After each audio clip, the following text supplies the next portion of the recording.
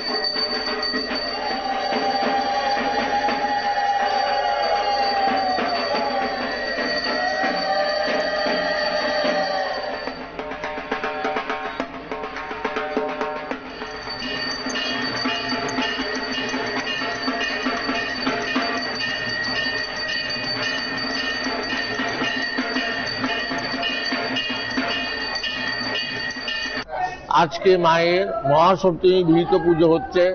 এখন বলিদান হবে, তারপর পুষ্পাঞ্জলি হবে, 12টায় স্বামী সান্ধ্য ব্যঞ্জনাদির ভোগ হবে, বিকেলবেলা মার আরতি হবে, তারপর লুচুপুরি ভোগ হয়ে সপ্তমী বিহিত পুজো শেষ হয়ে যাবে। সপ্তমী কালকে লেগেছে, আজকে 12:48 পর্যন্ত থাকবে। এখানে 149 ধরে হচ্ছে, 149। এখানে তান্ত্রিক বৈদিক মেলানো পুজো রাজ আমল থেকেই চলে আসছে। আজকে 12:48 পরেই অষ্টমী লাগবে। অষ্টমী আছে কালকে 1:44 অব্দি। এখানে মা দ্বিভুজা না, দশভুজাই মা। পেছনে লুক্কায়িত অষ্টভুজা আর সামনে দ্বিভুজা।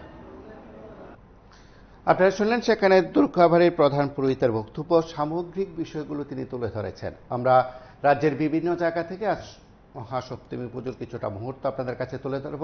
দেখতে থাকুন রবি 24।